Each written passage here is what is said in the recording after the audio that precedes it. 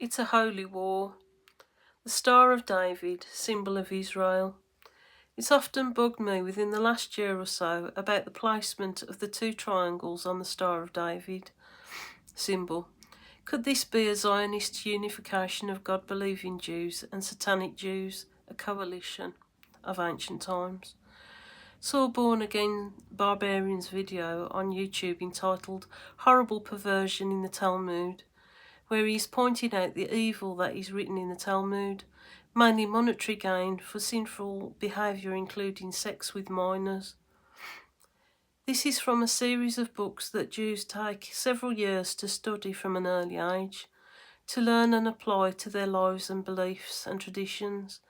This was added on after the Torah, which is basically the First Testament of our traditional Christian Bible, aka King James Bible.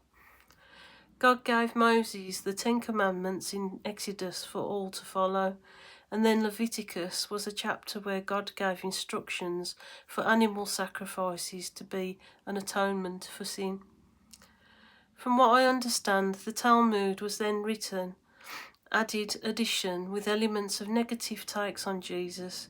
As you know, he was a Jew that was never accepted and was condemned to the cross as the Jewish leaders saw Jesus was a heretic. Jesus saw them as the real heretics, as he says they were, from the synagogue of Satan.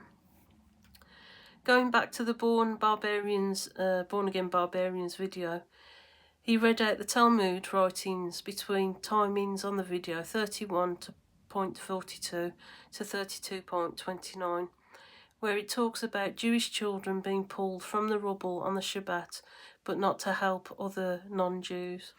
And I believe God showed me a vision of a situation I've watched in the past, where white helmets were pulling out children from the rubble.